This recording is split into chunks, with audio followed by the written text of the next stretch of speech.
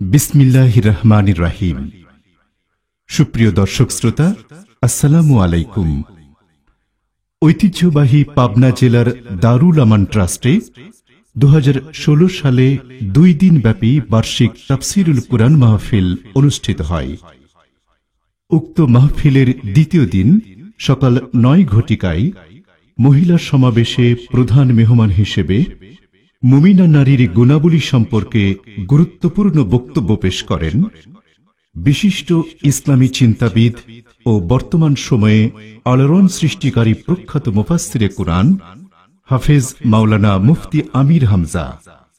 Video পরিচালনা, সম্পাদনা ও প্রযোজনা আলী আহমদ আকন্দ। ধারা বর্ণনায় আমি advocate Azharul Islam Roni. পরিবেশনায় তাহজিব centre, Rajshahi. Mobile 01712064033। এখন আপনাদের সামনে বক্তব্য রাখছেন আজকের প্রধান বক্তা জনাব হাফেজ আমির হামজা। আসসালামু আলাইকুম ওয়া রাহমাতুল্লাহি ওয়া বারাকাতুহু। نحمده ونستعينه ونستغفره ونؤمن به ونتوكل عليه ونعوذ بالله من شرور أنفسنا ومن سيئات أعمالنا من يهدي الله فلا مضل له ومن يضلل فلا هادي له ونشهد أن لا إله إلا الله وحده لا شريك له ونشهد أن سيدنا وحبيبنا ومولانا محمدا عبده ورسوله الذي أرسله بالحق بشيرا ونذيرا وداعيا إلى الله بإذنه وسراجا منيرا فقد قال الله تعالى في كلامه المجيد وبرهانه التوحيد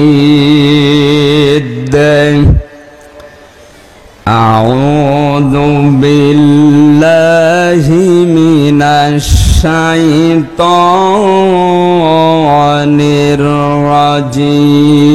الرجيم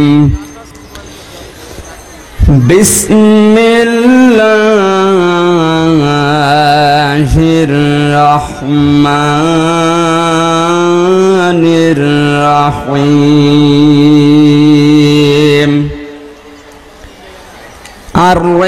الرجال قوامون على النساء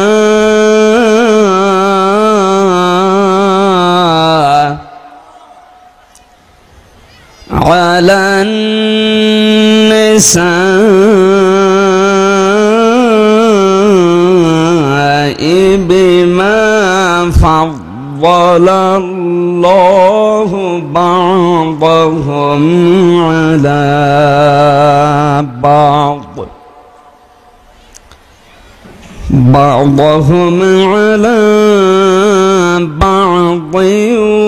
وبما أنفقوا من أموالهم فالصالحات قانتات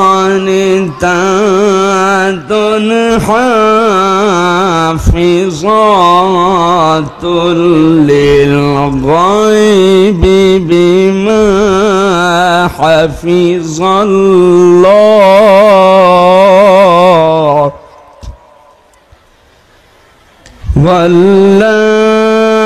واللاتي تخافون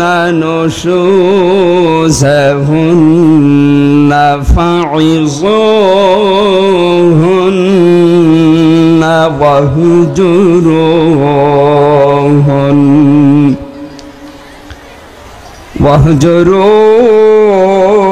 واهجروهن في المضاجع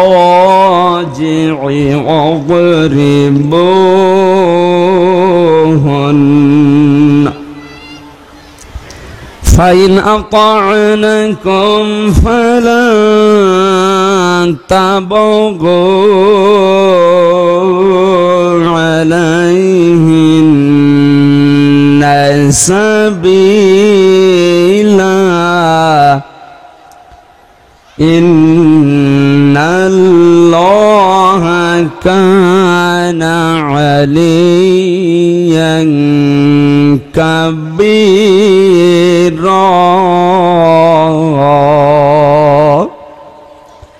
صدقت يا ربنا.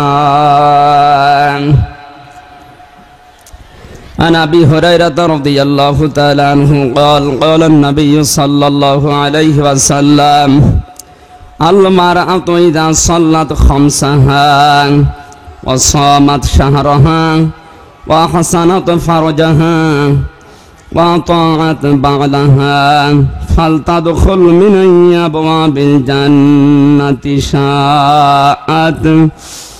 رواه الترمذي. إن الله وملائكته يصلون على النبي يا أيها الذين آمنوا صلوا عليه وسلموا تسليما. اللهم صل على محمد وعلى آل محمد كما صليت على إبراهيم وعلى آل إبراهيم إنك حميد مجيد. اللهم بارك على محمد وعلى آل محمد كما باركت على إبراهيم وعلى آل إبراهيم إنك حميد مجيد. কত ব্যথা কত ভাবে শুয়েছ যে তুমি, তোমারি খুনে লাল তায়েফের ভূমি। ফেরেশতা এসে চাই ধ্বংসের হুকুম, লৌহ মাখা মোহাম্মদ প্রাণেতে হাসরাত। হে আল্লাহ ক্ষমা করো এ তায়েফ বাসীর, এরা বসেনি তো আমি যে মোহাম্মদ, হৃদয়ে মোহাম্মদ। আলহামদুলিল্লাহ। পাবনা জেলার ঐতিহ্যবাহী প্রতিষ্ঠান দারুল আমান ট্রাস্টের উদ্যোগে 24তম 2 দিন ব্যাপী তাফসিরুল কোরআন মাহফিলের সমাপনী দিবসের প্রথম অধিবেশনে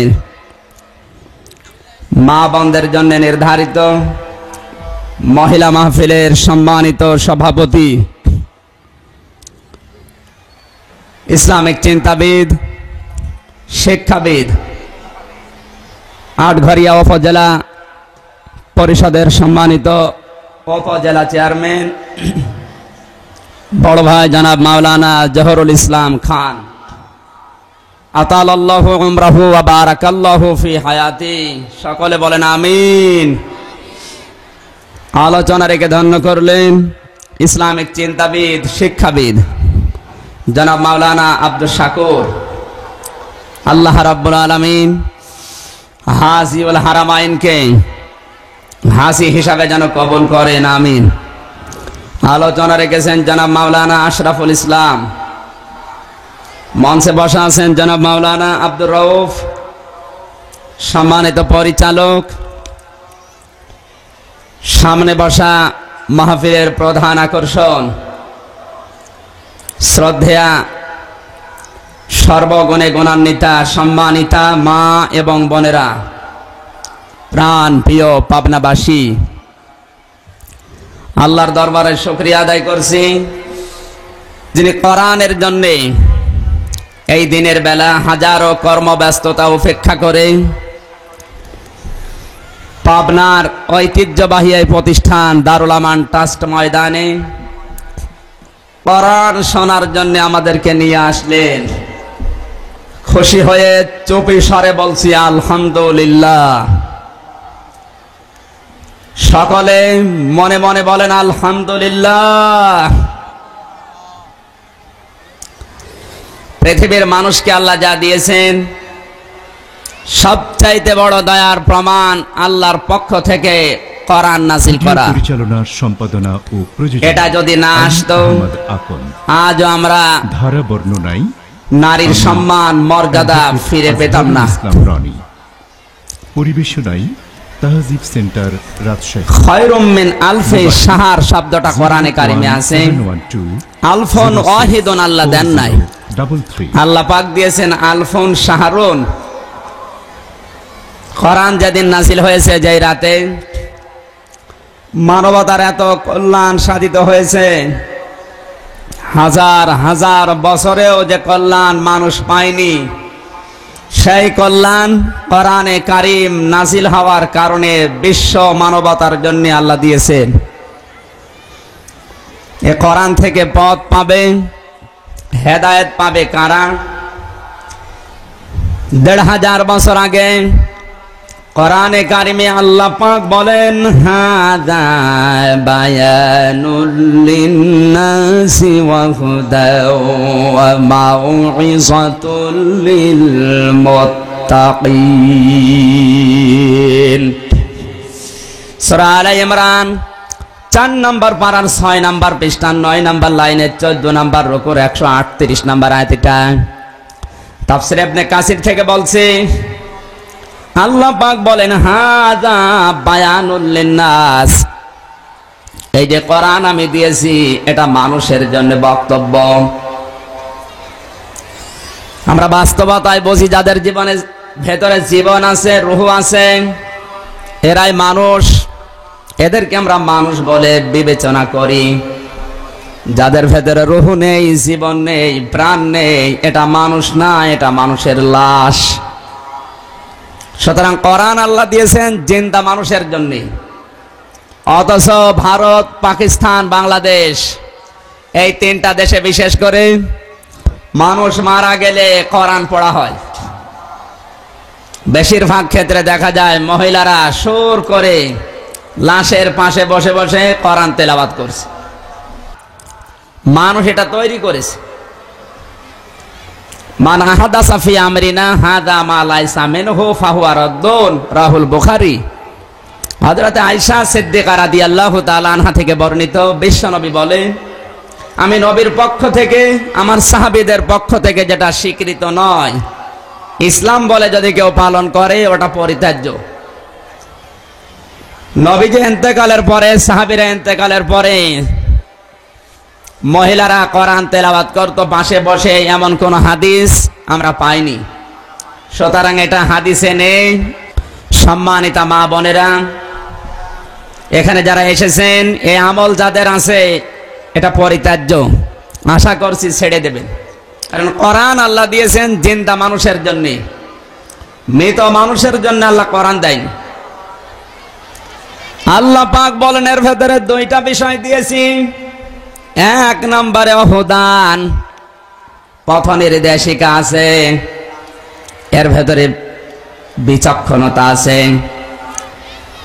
কোরআনে কারিমে গাইডলাইন আমি আল্লাহ দিয়েছি। ও মাউইযাতুন, উপদেশ দিয়েছি কোরআনে। কোরআনের হেদায়েত, কোরআনের উপদেশ মেনে নেবে তারা, লিল মুত্তাকিন, দুনিয়ায় যারা ভদ্রলোক।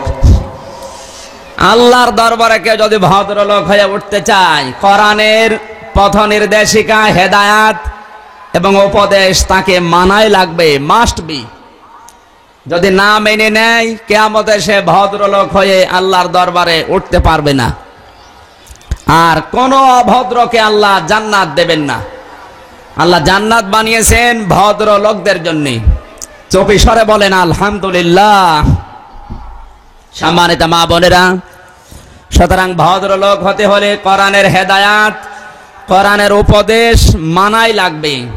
যদি কেউ কোরআন না মেনে কোরআনের হেদায়েত গ্রহণ না করে ভদ্রলোক হতে চায়, ওটা ভদ্রলোক কিন্তু চটি ভদ্রলোক।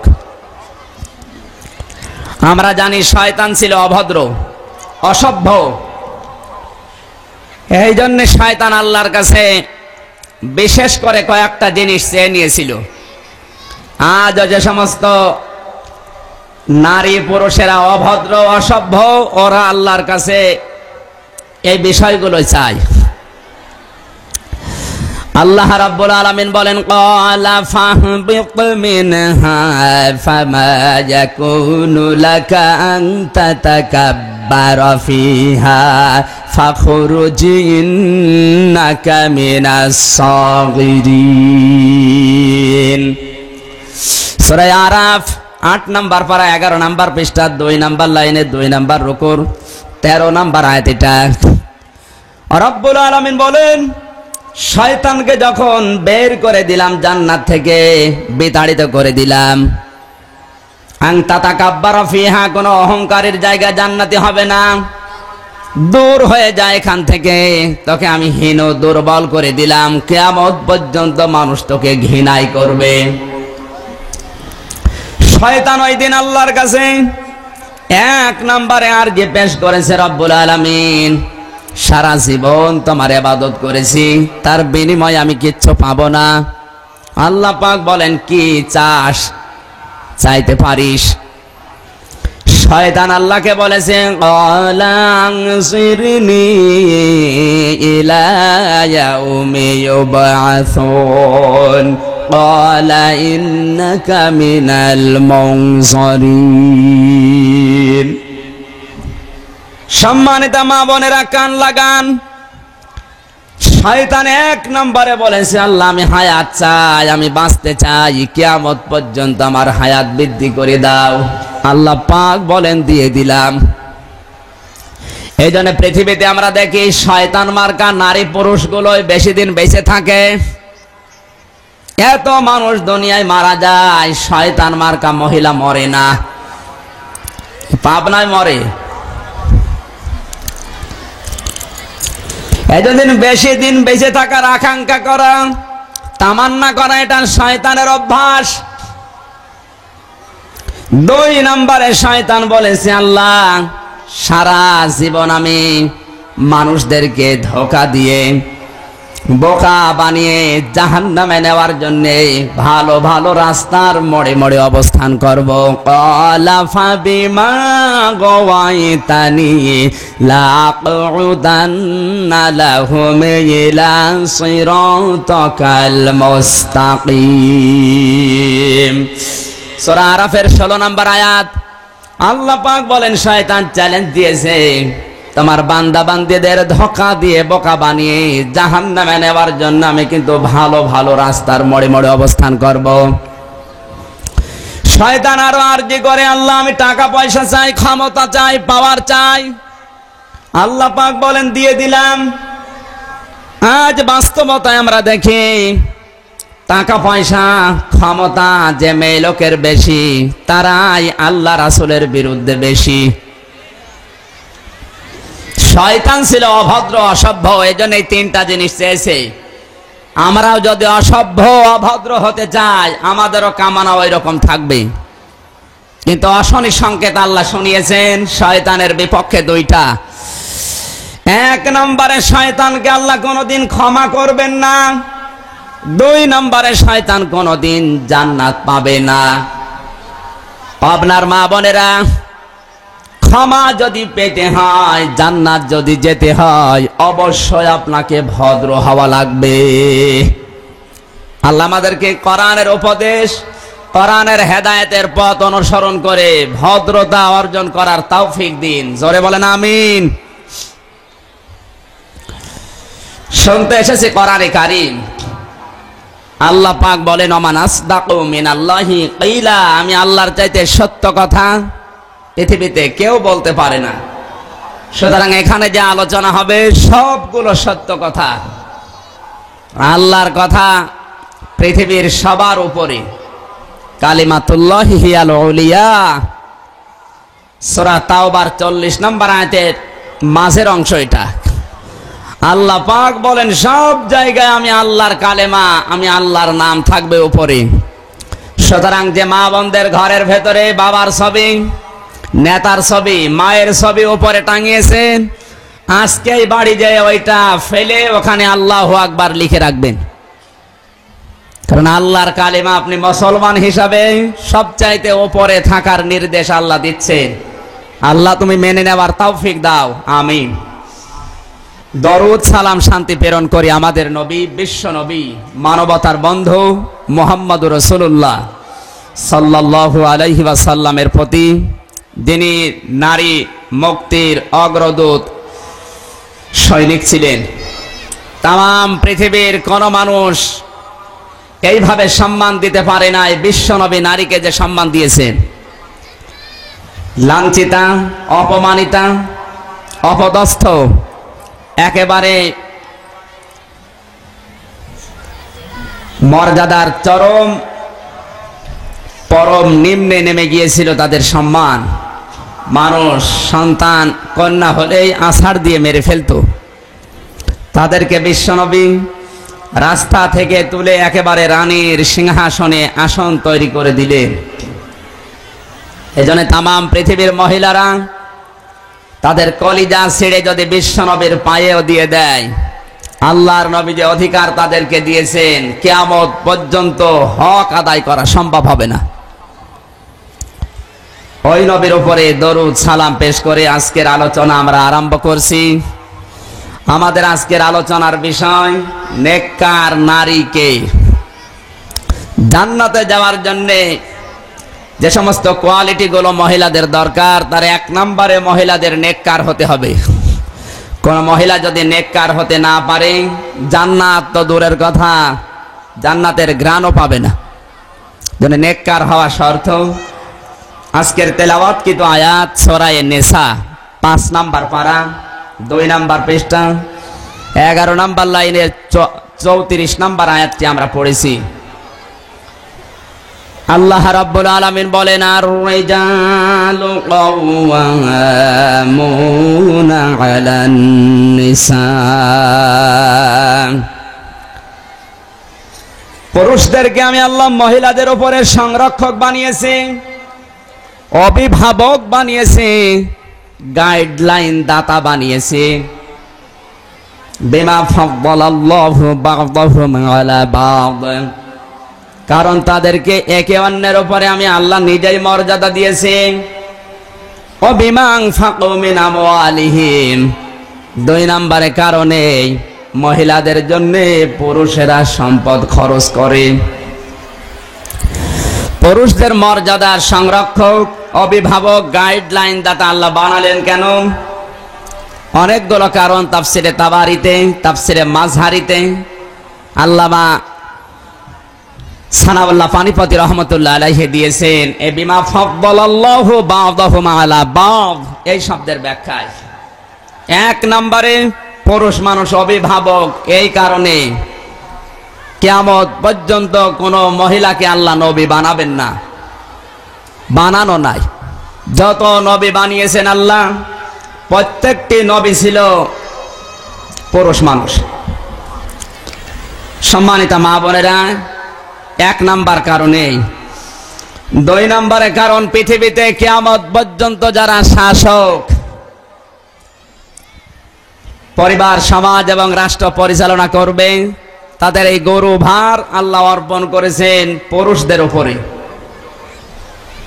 বিশ্বনবী সহিহ বুখারীর হাদিস নাম্বার 6618 নবীজি বলেন, আন আবি হুরায়রা রাদিয়াল্লাহু তাআলা আনহু قال قال النبي صلى الله عليه وسلم إن فارسا ملكوا ابنة كرسا قال رسول الله صلى الله عليه وسلم لا يفلح قوم الله أمرهم امرأتين রাহুল বুখারী। আল্লাহর নবী বলেন, সেই জাতি কখনো সফল কাম হবে না যারা তাদের শাসন ভার কোনো নারীর হাতে অর্পণ করে। এদের শাসন ক্ষমতা চালানোর জন্য আল্লাহ দায়িত্ব দিয়েছেন মহিলাদেরকে না, পুরুষদেরকে। এই দায়িত্বটা পুরুষ মানুষ পালন করলে আল্লাহর রহমত প্রাপ্ত হবে এলাকার মানুষ, দেশের মানুষ। আর যদি মহিলাদের উপরে যায়, আল্লাহর নবী ১৫০০ বছর আগে জানিয়েছেন কখনো সে জাতি সফল হতে পারে না। কারণ শয়তানের চাইতে মহিলাদের চক্রান্ত অত্যন্ত ভয়ঙ্কর।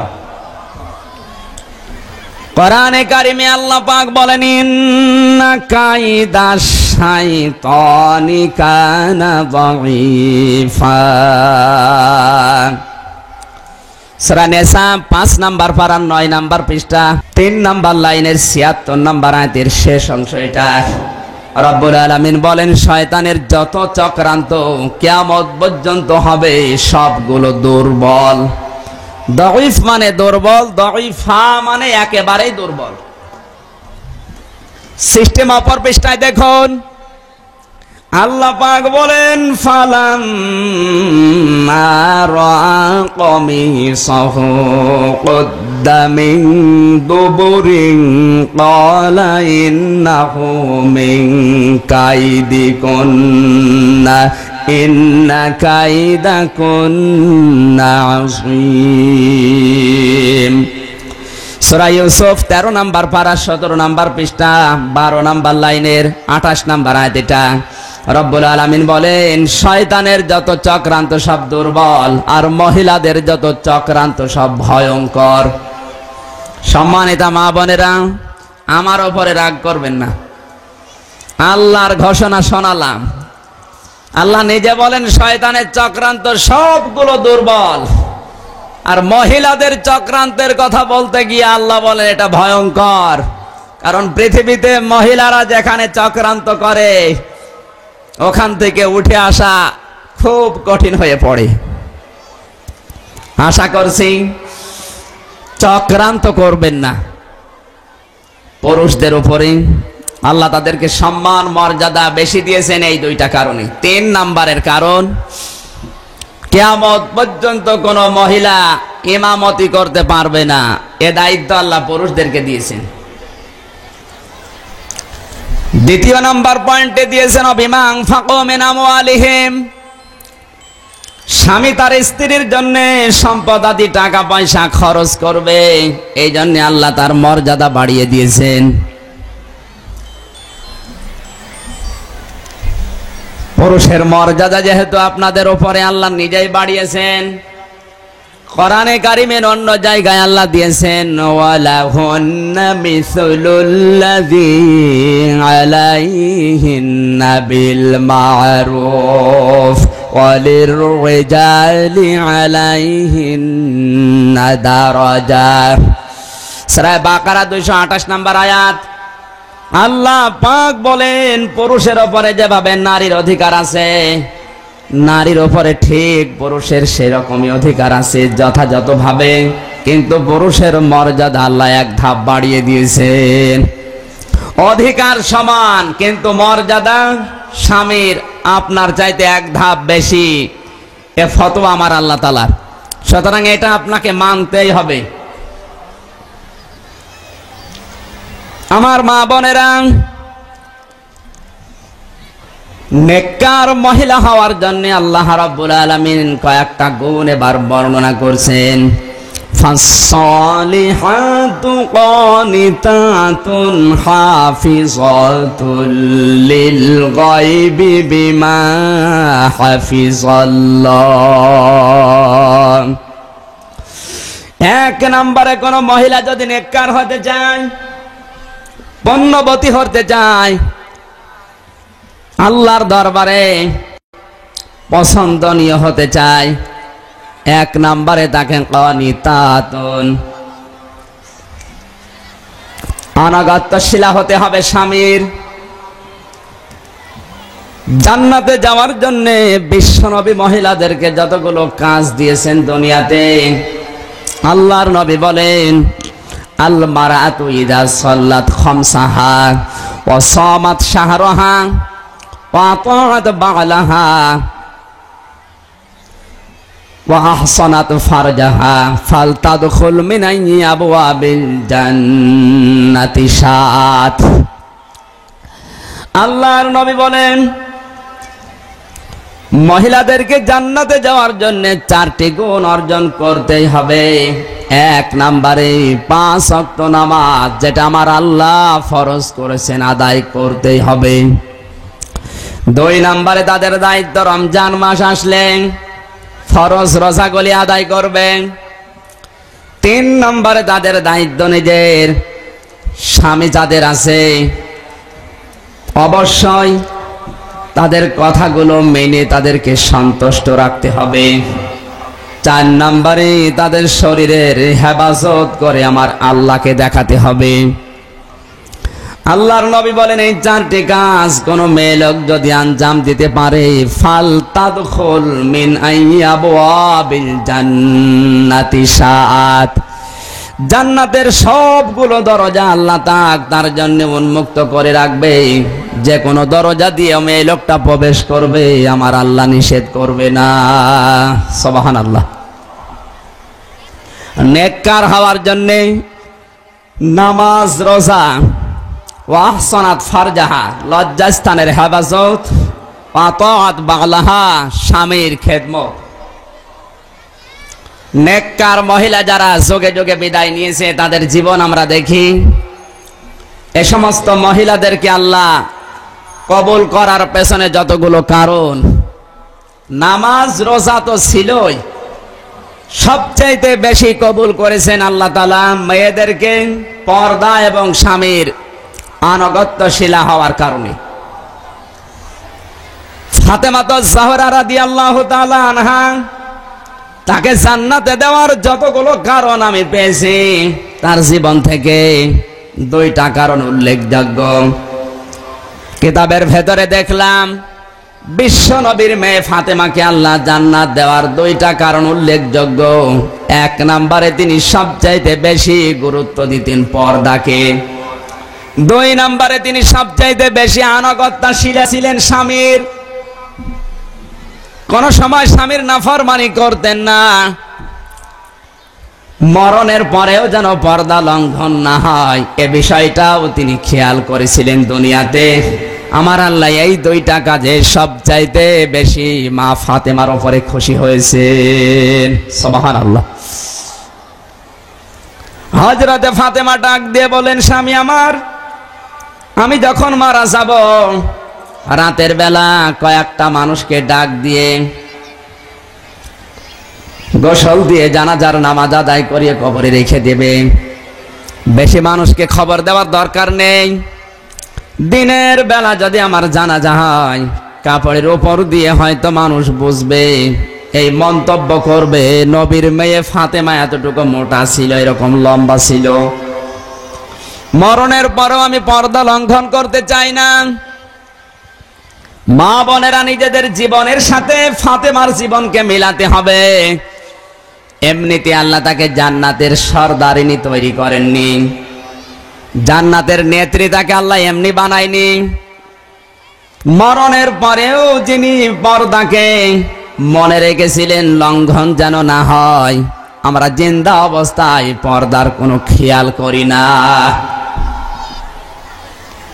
কোরআনে আল্লাহ 2টা মহিলার দৃষ্টান্ত দিয়েছেন মুমিনদের জন্য এবং কাফেরদের জন্য। সম্মানিতা মা বোনেরা, আনুগত্যশীলা প্রথমে হতে হবে সবচাইতে বেশি স্বামীর। ফাতেমা জাহরাকে আল্লাহ যদি স্বামীর আনুগত্য করার কারণে জান্নাত দিতে পারে, আমরাও স্বামীর আনুগত্যশীলা হয়ে জান্নাত পেতে পারি ইনশাআল্লাহ। লক্ষ্য করুন, হাদিস থেকে বলছে, হযরতে ফাতেমা জাহরাকে বিশ্বনবী একবার বললেন, মা ফাতেমা, তোমার আগে একজন মেয়ে জান্নাতে যাবে, সে হচ্ছে এক কাঠুরিয়ার স্ত্রী। ফাতেমা জিজ্ঞাসা করলেন, আব্বাজান, আমরা দেখি নেত্রী এবং সরদারিনী সবচাইতে আগে থাকে, তারপরে কর্মী যারা পেছনে থাকে, আমি যদি জান্নাতের নেত্রী হয় আমি তো আগে যাব জান্নাতে, তারপরে আমার পেছনে কর্মীরা। কিন্তু আমার আগে আমার কর্মী যাবে জান্নাতে, সে কর্মী আবার কেমন? নবীজি ডাক দিয়ে বললেন, মা ফাতিমা, তার আমল আখলাক একটু দেখো। ফাতেমা তো জাহরা গেলেন, কাঠুরের স্ত্রীর বাড়িতে সালাম দিলেন, আসসালামু আলাইকুম ইয়া আহলাল বাইত। বাড়ির ভেতর থেকে আওয়াজ ছিল, কে? হযরতে ফাতিমা বলে, আমি নবীর মেয়ে ফাতিমা এসেছি, আপনার সাথে একটু কথা বলতে চাই, দেখা করতে চাই। বাড়ির ভেতরে আওয়াজ এলো, নবীর মেয়ে ফাতিমা এসেছেন, আমারও মনে চাই দেখা করার জন্যে, কিন্তু আমার স্বামী এসে কাঠ কাটতে, বাজারে বিক্রি করতে, তার কাছে কোনো অনুমতি আমি নেই নাই। স্বামীর অনুমতি ছাড়া দেখা করা আমার দ্বারা সম্ভব না। আপনি ফিরে যান, কালকে আসবেন।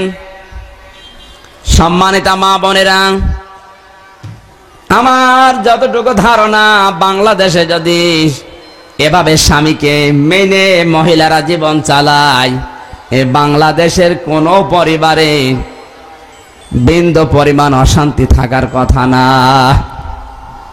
আপনাদের জীবন তৈরি করা দরকার। ফাতেমা তো জাহরা রাদিয়াল্লাহু তাআলা আনহার জীবন দেখে দেখে ভিডিও পরিচালনার সম্পাদক ফিরে গেলেন হযরতে ফাতেমা। দ্বিতীয় দিন আসলেন, ধারা বর্ণনায় হোসাইন ডাক দিয়ে বলে, মা কালকে কোথায় গিয়েছিলে, আজকে আমাকে নিয়ে যাও। পরিবেশনায় বাড়ির বাইরে দাঁড়িয়ে সালাম দিলেন, আসসালামু আলাইকুম ইয়া আহলাল বাইত। হোসাইন বলে, মা কালকে মনে হয় তুমি এই জায়গায় এসেছিলে। ভেতর থেকে আওয়াজ দিল, বোন আমার। পুরুষ কণ্ঠের একটা আওয়াজ পেলাম, বলে, এটা আমার সন্তান হোসাইন। মেয়েটি জবাব দিচ্ছে, কাঠুরার স্ত্রী জামিলা ডাক দিয়ে বলে, বোন আমার, আপনার সাথে দেখা করার অনুমতি আমাকে স্বামী দিয়েছে, আপনার সন্তানের সাথে দেখা করা লাগবে, এই অনুমতি আমি পাইনি। আপনি দয়া করে ফেরত যান, কালকে আসবেন। তৃতীয় দিন যখন এসেছে, হাসান ডাক দিয়ে বলে, মা হোসাইনকে কালকে কোথায় নিয়ে গিয়েছিলে, আজকে আমারে নিয়ে যাও। সন্তানের কান্না থামানোর জন্য নিয়ে গেলেন। বাড়ির বাইরে দাঁড়িয়ে সালাম দিলেন। ভেতর থেকে আওয়াজ এলো, কে? বলে, আমি নবীর মেয়ে ফাতিমা। হযরতে হাসান বলে, মা কালকে হোসাইনকে তুমি এই জায়গায় নিয়ে এসেছিলে। কাঠুরিয়ার স্ত্রী উম্মে জামিলা ডাক দিয়ে বলেন, নবীর মেয়ে ফাতিমা, আজকে একটা পুরুষ কণ্ঠের আওয়াজ পেলাম নতুন, এটাকে? বলে, আমার বড় সন্তান হাসান। আমারে মাফ করেন, আপনার সাথে আর ছোট্ট হোসাইনের সাথে দেখা করার অনুমতি আমার স্বামী দিয়েছে, কিন্তু বড় সন্তান হাসানের সাথে দেখা করার অনুমতি আমার নেই। আপনি ফিরে যান, কালকে আসবেন। হযরতে ফাতিমা এবার একা আসলেন। বাড়ির ভেতরে প্রবেশ করে দেখে ঘরের বারান্দায় একটা দড়ি, সুন্দর একটা দাও রাখা আছে, আর একটা বেত। জিজ্ঞাসা করলেন, বোন আমার, এগুলো দিয়ে কি করেন? বলে, দড়ি রেখে দিয়েছে এই জন্যে আমার কোনো আচরণে যদি স্বামী অসন্তুষ্ট হয়ে যায়, দড়ি দিয়ে আমাকে বেঁধে ফেলবে। স্বামীর যদি রাগ আমার উপরে না হয়, আমাকে পরিবর্তনের জন্য, সংশোধনের জন্য এই বেত দিয়ে আঘাত করে সংশোধন করে দেবে। 3 নম্বরে যদি স্বামী আমি সন্তুষ্ট করতে না পারি, এ দাও রেখেছি, আমাকে দুনিয়া থেকে কেটে বিদায় করে দেবে, কারণ স্বামীর অসন্তুষ্টি নিয়ে দুনিয়ায় আমি থাকতে চাই না। হযরতে ফাতেমা ডাক দিয়ে বলে, আমার আব্বা জান্নাতের সুসংবাদ কেন দিয়েছে আমি বুঝতে পেরেছি। চলে গেলেন বাবার কাছে। ডাক দিয়ে বলে, আব্বা জান, আমি খোঁজ খবর নিয়েছি, কিন্তু আমার আগে যাবে কি করে এটা আমি বুঝি না। আল্লাহর নবী বলেন, মা ফাতিমা, স্মরণ করো তোমার বাড়িতে 3 দিন খাবার ছিল না, আমি নবী গিয়েছিলাম তোমার বাড়িতে, ক্ষুধার যন্ত্রণায় কাতর অবস্থা, সালামের উত্তর পর্যন্ত দিতে পারছিলে না। 3 দিনের না খাওয়া সন্তান আমার, বিবাহের সময় যে একটা ওড়না দিয়েছিলাম উপহার হিসাবে, ওড়নাটা স্বামী হযরতে আলীর হাতে তুলে দিয়ে বাজারে পাঠিয়েছিলে, মনে পড়ে? বলে আব্বা আমার মনে পড়েছে, তুমি যে ওড়নাটা বিক্রি করার জন্য স্বামীর কাছে দিয়েছিলে। হযরতে আলী বাজারে নিয়ে 6 দিরহামে বিক্রি করার পর বাড়ির দিকে ফেরত আসার সময় একটা ভিক্ষুকের সাথে দেখা। ভিক্ষুক ডাক দিয়ে বলে, আলী আমিও 3 দিন খাবার খাইনি, দয়া করে আমাকে কিছু দাও। হযরতে আলী কোরআনের আয়াত মনে করে পড়ে গেল, ওয়াম্মাসাইলা ফালা তানহার। আল্লাহ পাক বলেন, কোন সাইল, কোন ভিক্ষুক যদি কিছু চায়, কিছু না কিছু তারে দাও। আল্লাহর কোরআনের আয়াতের দিকে তাকালেন, মান জাবিল হাসানাতি ফালাহু আশরু আমসালিহা। আল্লাহ পাক বলেন, তোমরা যদি একটা নেকির কাজ করো, মহান আল্লাহ ওটা বৃদ্ধি করে কমপক্ষে 10 গুণ বৃদ্ধি করে দেবেন। হযরত আলী কোরআনের আয়াতের দিকে তাকিয়ে 6 দিরহাম দান করে দিলেন।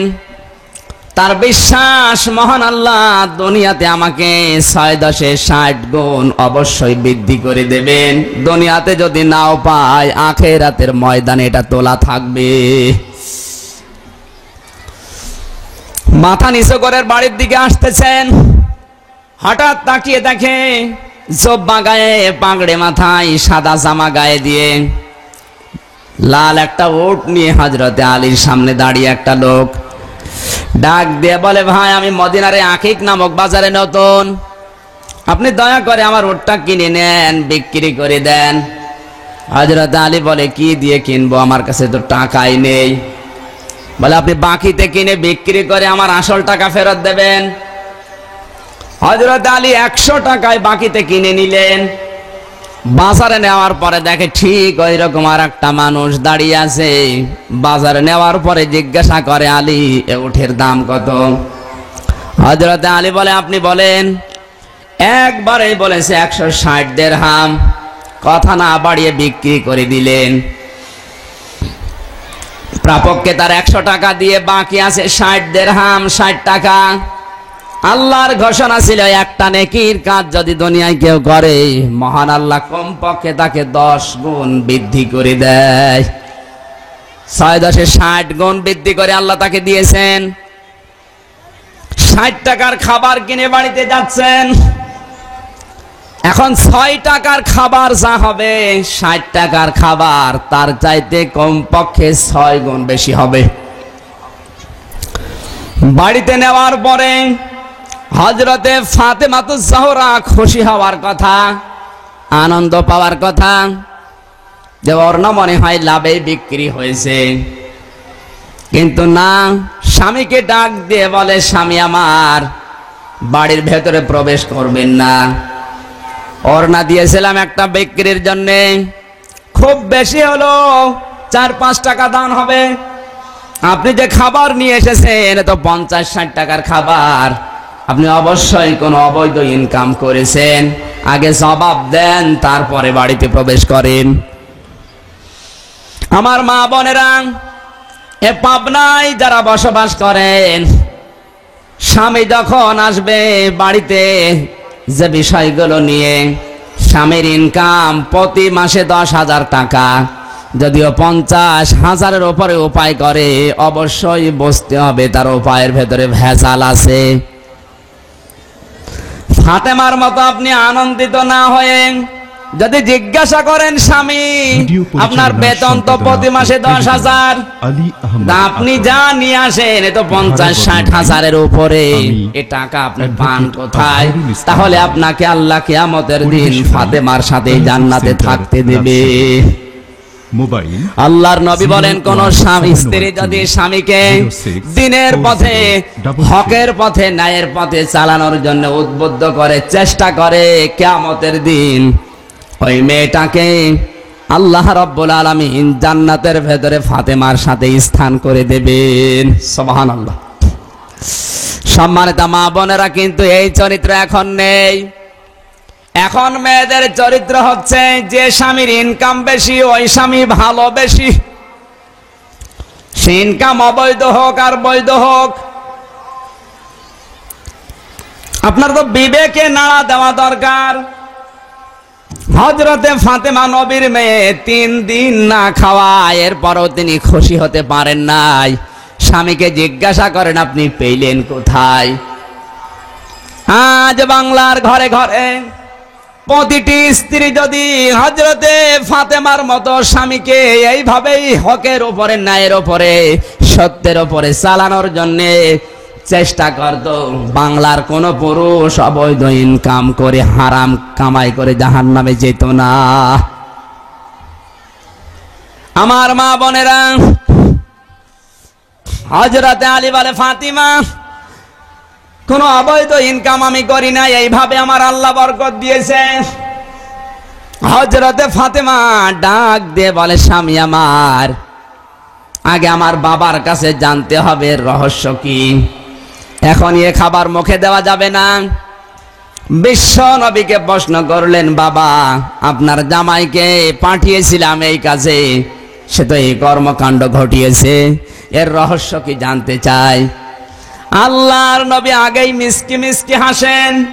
ফেরেশতা জিবরাইল বিশ্ব নবীকে সব আগে থেকেই বলে দিয়েছেন। নবীজি বললেন, মা ফাতেমা দুঃখ করার কারণ নেই, খুশির বিষয়ে হযরতে আলী আল্লাহকে বিশ্বাস করে কোরআনের আয়াতকে সম্মান দিয়ে ফকিরকে যে দান করেছিল, মহান আল্লাহ এ দানে এত বেশি খুশি হয়েছেন, 6 টাকা দেওয়ার ফলে 6 10 60 টাকার বরকত আল্লাহ দুনিয়ায় দিয়েছেন। যেই ফকিরটা ভিক্ষুক, ওই ভিক্ষুক দুনিয়ার কোন সাধারণ ফকির না, ওটা ছিল আল্লাহর ফেরেশতা। মদিনার আকিক নামক বাজারে যে উট বিক্রি করার জন্য হযরতে আলী বাকিতে কিনেছিল, ওই লোকটা দুনিয়ার কোনো মানুষ না, ওটা ছিল ফেরেশতা জিবরাইল আলাইহিস সালাম। যে লাল উট বিক্রি হয়েছিল, ওটা দুনিয়ার উট না, ওটা জান্নাতুল ফেরদাউসের উট। যেই লোকটা এটা কিনে নিয়েছিল, ওই ক্রেতা দুনিয়ার কোনো ক্রেতা না, ওটা ছিল হযরতে ইসরাফিল আলাইহিস সালাম। হে আমার মা ফাতিমা, উটটা যেহেতু বিক্রি হয়েছে তোমার ওড়নার কারণে, কিয়ামতের ময়দানে এই লাল উটের উপরে সাওয়ার হয়ে মহান আল্লাহ তোমাকে জান্নাতে পাঠাবে। উট যেহেতু একা একা চলতে পারে না, তাকে দড়ি ধরে নিয়ে যেতে হয়। উটের গলার ভেতরে রশি হিসাবে ওড়নাটা আল্লাহ ব্যবহার করবেন। এই ওড়নার অগ্রভাগে ধরে যেই মেয়েটি উট টানতে টানতে নিয়ে জান্নাতের সর্বপ্রথম প্রবেশ করবে, ওইটাই ওই কাঠুরিয়ার স্ত্রী জামিলা। আমার মা বোনেরা, আপনার মেয়েরা যারা এসেছেন তাদেরকে বলছি, আপনার আচরণ হযরতে ফাতেমাতুজ জাহরার মতো, এই কাঠুরিয়ার স্ত্রীর মতো যদি এইভাবে ভক্তি শ্রদ্ধা স্বামী ভক্তি করতে পারেন, কিয়ামতের দিন এই জামিলার মতো আপনাকে আল্লাহ ফাতেমার সাথে জান্নাতে দিয়ে দেবে। নেককার মহিলা হওয়ার জন্য 1 নম্বরে স্বামীর আনুগত্যশীল হওয়া লাগবে। খাদিজাতুল কুবরা রাদিয়াল্লাহু তাআলা আনহাকে মহান আল্লাহ সালাম দেওয়ার পেছনে যতগুলো কারণ আমি পেয়েছি, তার অন্যতম কারণে বিশ্বনবী মুহাম্মদুর রাসূলুল্লাহর জন্য তিনি জীবন পর্যন্ত বিলিয়ে দিয়েছিলেন। আমার মা বোনেরা, আপনাদের চরিত্র অর্জন করা দরকার খাদিজাতুল কুবরার কাছ থেকে। কিন্তু আজ বাংলাদেশে আকাশ সংস্কৃতির নামে ভারতের এই 36টি চ্যানেলের মাধ্যমে আমরা এই চ্যানেলগুলো থেকে চরিত্র গ্রহণ করি। কারো চরিত্র মনে হয় বজ্রমালা, কারো চরিত্র মনে হয় কিরণমালা, আর কেউ চরিত্র অর্জন করেছে কটকটি। আপনার চরিত্র হওয়া দরকার হযরতে খাদিজাতুল কুবরার মতো। বিশ্বনবী বলেন, যতদিন আমি দিনের দাওয়াত দিয়ে বাইরে থেকে বাড়িতে গেছি, কোনদিন আমার খাদিজাকে ঘুমন্ত অবস্থায় পাইনি। দরজার পাশে দাঁড়িয়ে শুধু একটা ডাক দিতাম, খাদিজা। এক ডাকেই দরজা খুলে যেত। জিজ্ঞাসা করতাম, খাদিজা তুমি কি রাতের বেলা ঘুমাও না? হযরতে খাদিজা চোখের পানি ফেলে দিয়ে বলে, ইয়া রাসূলুল্লাহ,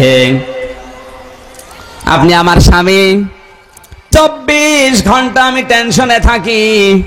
কাফেরেরা আপনার পেছনে জোকের মতো লেগে আছে, সব সময় আপনার জীবন নাশ করার জন্য তারা ব্যস্ত। আপনি দিনের কাজে যখন বাইরে থাকেন, আমি কিন্তু টেনশনে থাকি, না জানি কখন কোন দুঃসংবাদ আসে। হে আমার স্বামী, প্রাণের চাইতে আপনাকে আমি বেশি ভালোবাসি। আপনি বাইরে থাকবেন দিনের দাওয়াত নিয়ে, দিনের কাজ নিয়ে, আর আমি আরামে ঘুমাবো। রাতের বেলা যদি ঘরের সামনে এসে বারবার ডাকাডাকি করেন, উঠতে দেরি হয়ে যাবে, আমার বেয়াদবি হবে।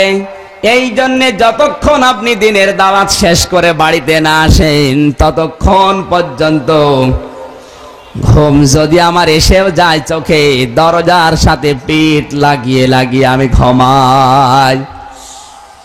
সম্মানিতা মা বোনেরা, খাদিজাতুল কুবরার সাথে যদি জান্নাতে যেতে চান, স্বামী যখন দিনের কাজ নিয়ে, কর্মজীবন নিয়ে কোনো বাইরে ব্যস্ততায় কাটায়, যতক্ষণ পর্যন্ত বাইরে থাকবে, আপনি যদি স্বামীর আগ্রহে, অধীর আগ্রহ নিয়ে অপেক্ষায় অপেক্ষমান থাকেন, যতক্ষণ পর্যন্ত স্বামীর জন্য অপেক্ষা করবেন, খাদিজাতুল কুবরার মতো সওয়াব আল্লাহ দিয়ে দেবে। আজ বাংলাদেশের মেয়েরা রাতের বেলায় স্বামীর জন্য না, জেগেও থাকে ঠিক, কিন্তু স্টার জলসার, স্টার প্লাসের কারণে। সকলে বলেন নাউজুবিল্লাহ। স্টার জলসা, স্টার প্লাসের কারণে যদি কেউ রাত জেগে জেগে সময়গুলো নষ্ট করে, কিয়ামতের দিন আপনার হাসর হবে ওই পাকির সাথে। বসে না, সে বসে না, তুমি আসবে বলে তোমায় আমায় মিলে কিরণমালা, চোখের তারা তুই, জল নূপুর, ইচ্ছে নদী, যতগুলো সিরিয়াল ভারত সাজিয়েছে, আমি যতটুকু জানি কোনো শিক্ষা এর ভেতরে নেই। শুধু কিভাবে সংসার ভাঙতে হয়, স্বামীর মনে কিভাবে দুঃখ দিতে হয়, এই কাজগুলোই এই বসে না সে বসে না সিরিয়ালে দেখায়। আশা করছি মুসলমানের মেয়ে যারা এসেছেন, ভারতের এই 36টি চ্যানেল, হিন্দুদের এই চ্যানেল দেখা মুসলমানের জন্য হারাম, কারণ এগুলো চরিত্র ধ্বংস করার উত্তম মাধ্যম। সম্মানিতা মা বোনেরা, এই মুহূর্তে আল্লাহকে সাক্ষী রেখে তওবা করেন, যতদিন বেঁচে আছি ভারতের এই চ্যানেলগুলো কোনোদিন দেখব না। এরপরেও যদি শুনি কারো বউ, কারো মেয়ে, কারো বেটার বউ স্টার জলসা দেখার কারণে স্বামীর হুকুম মানে না, সরাসরি বরদোয়া করে দেব। আশা করছি আজকের পর থেকে যদি এই ভারতের চ্যানেলগুলো পরিবারে বন্ধ হয়, 100 ভাগের 95 ভাগ শান্তি আল্লাহ পরিবারে দেবে। কারণ এই চ্যানেলগুলো দিয়ে আমাদের পরিবার আজ ওরা জাহান্নাম বানিয়ে ফেলেছে। কোরআনে কারিমে রব্বুল আলামিন বলেন, লা তাজিদান্না শাদ্দান্নাসি আদাওয়াতাল লিল্লাযীনা আমানুল ইয়াহুদা ওয়াল্লাযীনা আশরাকু। সূরা মায়েদা 6 নম্বর পারার 20 নম্বর পৃষ্ঠার 12 নম্বর লাইনের 82 নম্বর আয়াতের প্রথম অংশ এটা। তাফসিরে মাজহারি আল্লামা সানাউল্লাহ পানিপতি রহমতুল্লাহ আলাইহি লিখেছেন, আল্লাহ পাক বলেন, হে নবী, মুসলমানদের জন্য জঘন্যতম শত্রু হিসাবে পৃথিবীতে দুইটা জাতি কাজ করবে। এক নম্বরে ইহুদি আর 2 নম্বরে মুশরিক। ইহুদি হচ্ছে ওই বুশ বেলোয়ার, আর মুশরিক আমাদের এই পাশের দাদা বাবুরা, এই হিন্দুরা, যাদের চ্যানেলগুলো নিয়ে আজ আমরা মেতে আছি। বিশ্বাস করেন, ভারতের এই চ্যানেলে কোনো শিক্ষা মুসলমানের জন্য নেই। কিভাবে স্বামী স্ত্রীর ভেতরে গন্ডগোল লাগাতে হয়, বউ শাশুড়ির ভেতরে কিভাবে সম্পর্ক নষ্ট করতে হয়, এই কথাগুলোই চোখের তারা তুই এই অনুষ্ঠানে শিক্ষা দিচ্ছে। তুমি আসবে বলে এই যে সিরিয়াল, এর উপন্যাস আমি পড়েছি। তুমি আসবে বলে এই সিরিয়ালের ভেতরে যে কাহিনীগুলো দেখানো হয়, কিভাবে বউ শাশুড়ির ভেতরে দ্বন্দ্ব লাগাতে হয়, এই শিক্ষাগুলো একটা একটা করে সিরিয়াল হিসাবে এরা শিক্ষা দিচ্ছে। আর মেয়েরা এগুলো দেখে দেখে পরিবারে প্র্যাকটিস করে। সম্মানিত মা বোনেরা, কান খাড়া করে শোনেন। আমি স্বামী, আমি নিজে বলছি, কিয়ামত পর্যন্ত যদি আপনি চেষ্টা করেন স্বামীর মন জয় করবেন, কখনো পারবেন না যতক্ষণ পর্যন্ত স্বামীর মা বাবার সাথে ভালো আচরণ না করবেন। আপনি স্বামীর মন 100 ভাগ কখনো পাবেন না, কারণ আপনার চাইতে আপনার স্বামী তার মা আর বাবাকে কমপক্ষে 100 গুণ বেশি ভালোবাসে। যাদের কারণে তারা দুনিয়ার মুখ দেখেছে, তাদেরকে ছেড়ে আপনাকে নিয়ে মেতে থাকবে। উপরে উপরে হয়তো দেখায় আপনাকে ভালোবাসে। এজন্য স্বামীর মন যদি পেতে চান, এই মুহূর্ত থেকে শাশুড়ি শ্বশুর স্বামীর আত্মীয় স্বজন যারা আছে তাদের সাথে ভালো ব্যবহার আরো বাড়িয়ে দেন। স্বামী আপনাকে এমনিতেই ভালোবাসবে। মেয়েদের এই অভ্যাসটা একটু বেশি। নিজের বাবা মার বাড়ি থেকে কেউ যদি আসে, স্বামীকে আদেশ করে, এই নিয়ে আসো, এই নিয়ে আসো, সামা নিয়ে আসো, খাবারের এই মেনু দিয়ে দিলাম, নিয়ে আসো। তো স্বামীর বাড়ি থেকে তার ভাই, তার বোন, তার মা বাবা যদি আসে, স্বামী যদি একটু মার্কেট করে, বেশি টাকা খরচ করে, অনেক বউ আছে ওর মন হয়ে যায় ছোট, মুখ হয়ে যায় পেঁচার মতো। স্বামী তার মা বাবার জন্য, বোনের জন্য খরচ করলে যদি কোনো স্ত্রীর মন খারাপ হয়, মুখ যদি পেঁচার মতো হয়, কিয়ামতে ওর মুখ পেঁচার মতোই হয়ে উঠবে। মেয়েদেরকে এই কুঅভ্যাস পরিত্যাগ করার জন্য আহ্বান জানাচ্ছি। আমি বাস্তবতায় নিজে দেখেছি, এই জন্য বললাম।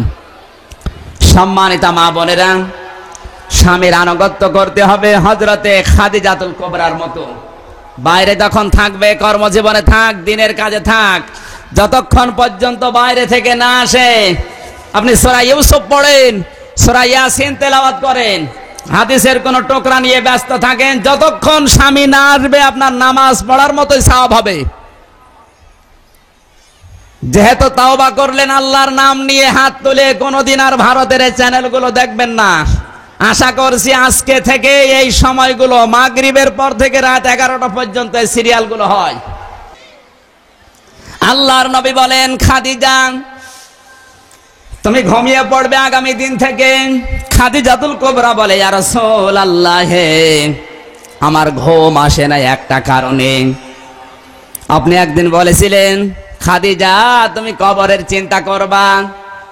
ওই দিন থেকে আজকের এই দিন পর্যন্ত ভালোভাবে আমার ঘুম আসে না। আমি জানি না কবরে মহান আল্লাহ আমার সাথে কি আচরণ করবে।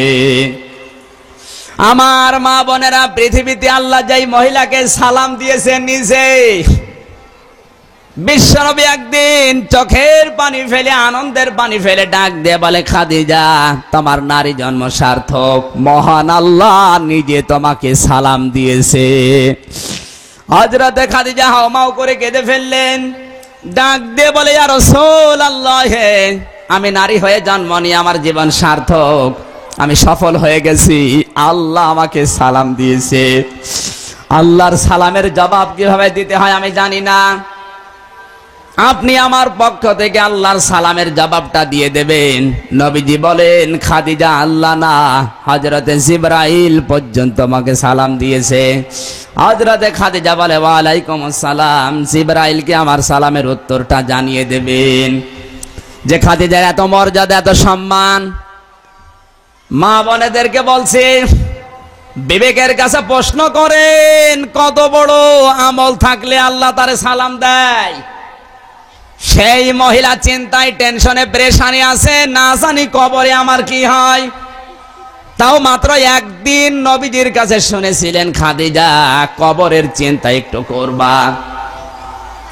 আর আপনার কত মাহফিলে, কত ওয়াজে, কত কিতাবে পড়েন কবরের ভয়াবহ দৃশ্যের কথা, চিন্তা ভাবনা তো আসেই না। নো চিন্তা, ডো ফুর্তি করে বেড়ান। আমার মা বোনেরা, খাদিজা সেজদায় পড়ে গেল। বিশ্ব নবী ডাক দিয়ে বলে, খাদিজা সেজদা থেকে মাথা তোলো, কি বলতে চাও বলো।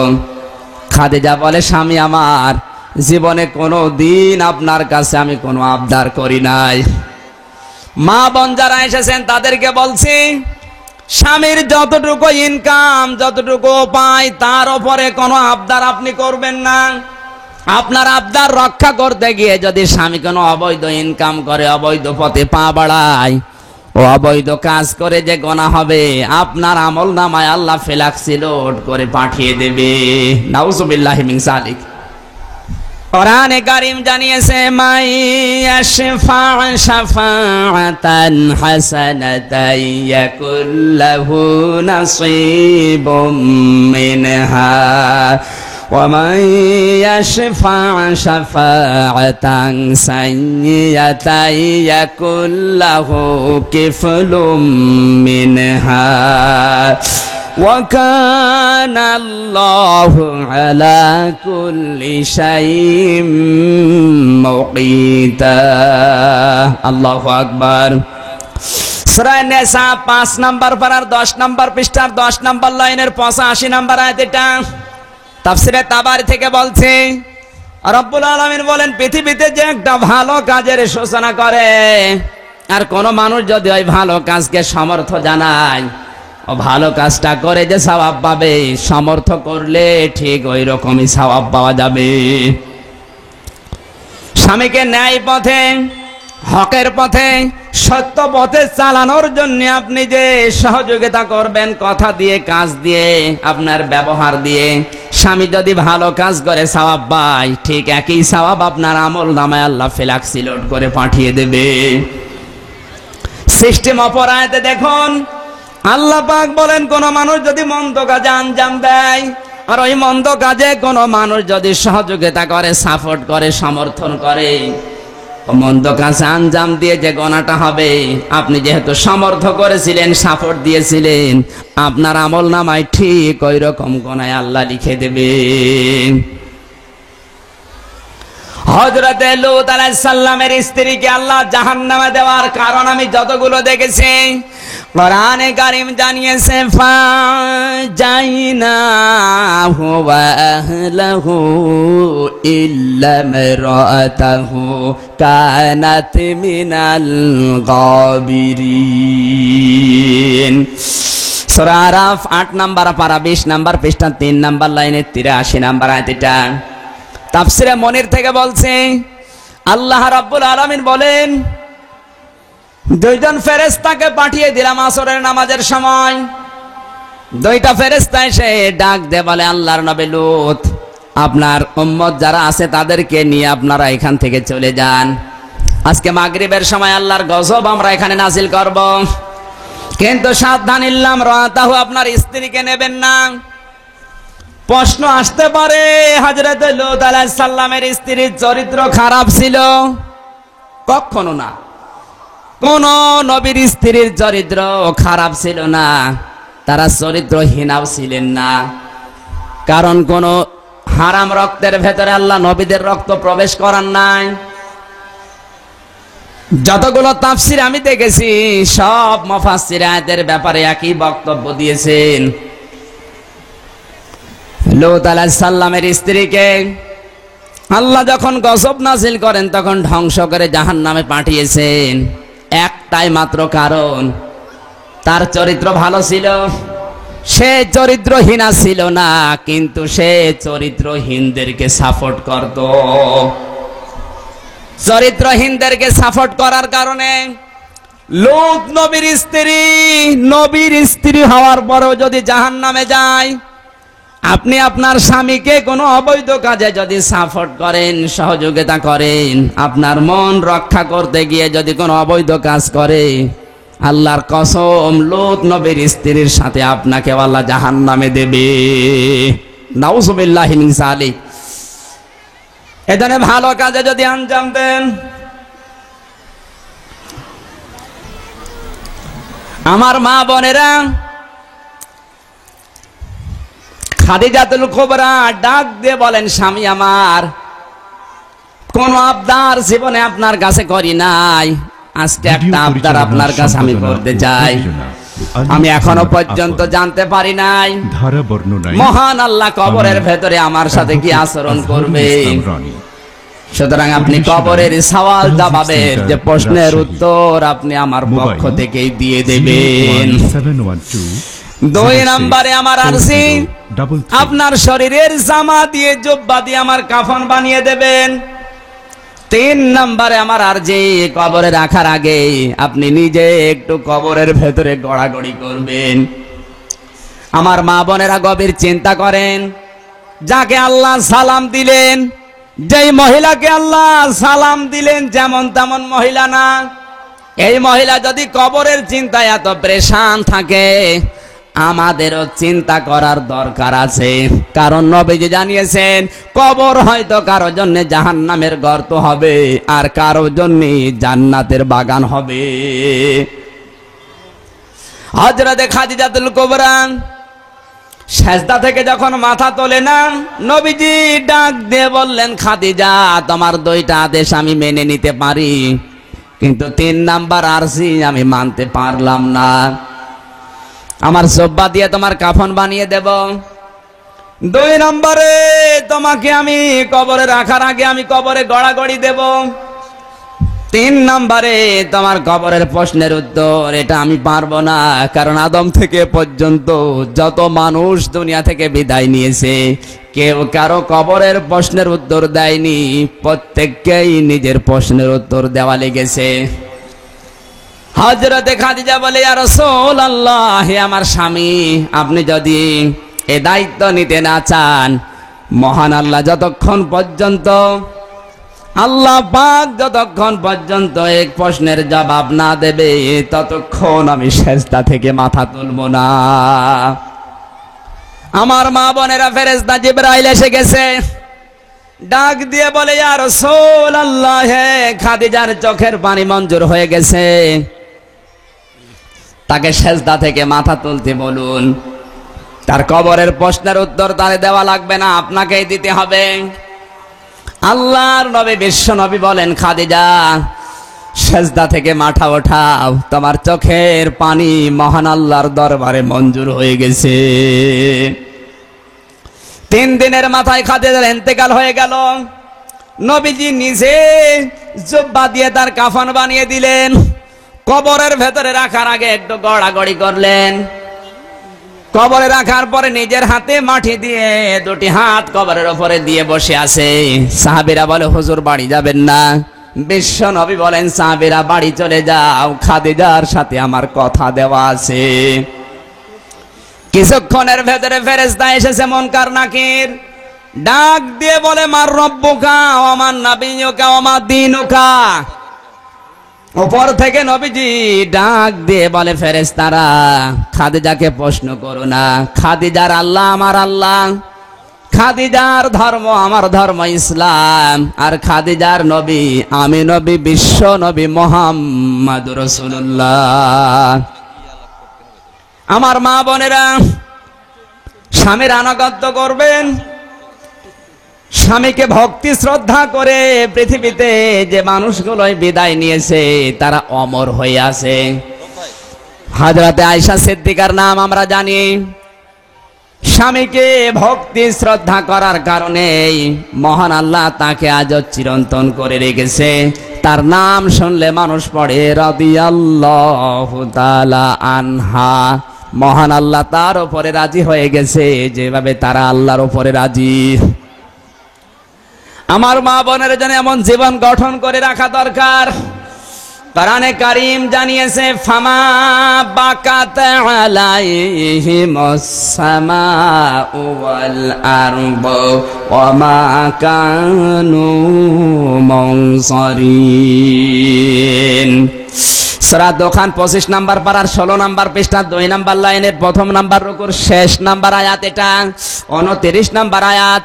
রব্বুল আলামিন বলেন দুনিয়া থেকে এমন নারী পুরুষ বিদায় নেয় যার জন্য আকাশও কাঁদে না, জমিনও কাঁদে না, ইন্না লিল্লাহ কেউ পড়ে না। সুতরাং আপনার চরিত্র যেন উম্মে জামিলার মতো না হয়, আপনার চরিত্র যেন হিন্দার মতো না হয়, আপনার চরিত্র যেন নব্য ফেরাউনের মতো না হয়, আপনার চরিত্র যেন আবু জেহেলের স্ত্রীর নাকেরার মতো না হয়। আপনার চরিত্র হতে হবে হযরতে আয়েশা সিদ্দিকা রাদিয়াল্লাহু তাআলা আনহার মতো। নবীজি বলেন এত ভালোবাসতো আমার স্ত্রীরা আমাকে, বাইরে থেকে এসে একবার ডাক দিয়েছি, আয়েশা গোসলের প্রয়োজন, একটু গোসল করতে চাই। নবীর স্ত্রীরা যতদিন গোসল করিয়েছে একটা তক্তা বা পিড়ার উপরে বসিয়ে গোসল করাতো। হাদিস শরীফ প্রমাণ করেছে নবীজি গোসল করার জন্য পিড়ার উপরে বসলেন, তাকিয়ে দেখে গোসলের পানি দিয়ে রক্তগুলো প্রবাহিত হয়ে যাচ্ছে। ডাক দিয়ে বলে আয়েশা, গোসলের পানির ভেতর দিয়ে রক্ত দেখা যায় কি এটা? আয়েশা বলে হুজুর আপনি যখন পিড়ার উপরে বসেছিলেন পিড়ার উল্টা পিঠে একটা পেরেক ছিল, তড়িঘড়ি করে বসতে গিয়ে আমার পায়ের আঙ্গুলের উপরে ওটা পড়েছে, তৎক্ষণাৎ আপনি বসলেন, পেরেকটা একেবারে আমার পায়ের ভেতরে গিথে গেছে, সেখান থেকে মনে হয় রক্ত বের হচ্ছে। আল্লাহর নবী জলদি করে উঠলেন, পেরেক বের করে জায়গায় ক্ষত জায়গায় তিনি লালা মোবারক লাগিয়ে দিলেন। ক্ষত চিহ্নের যন্ত্রণা বন্ধ হয়ে গেল। ডাক দিয়ে বলে আয়েশা এতক্ষণ পর্যন্ত তুমি কষ্ট করলে, আমাকে উঠতে বললে না কেন? আয়েশা ডাক দিয়ে বলে স্বামী আমার, আপনি আমার প্রাণের চাইতেও প্রিয়, এটা শুধু আমার পায়ের ভেতরে কাঁটা বিঁধেছে, এই ব্রেক যদি আমার কলিজার ভেতরেও গেঁথে যেত, বিশ্ব নবী গোসল করছে আমার স্বামীকে আমি উঠতে বলতে পারতাম না।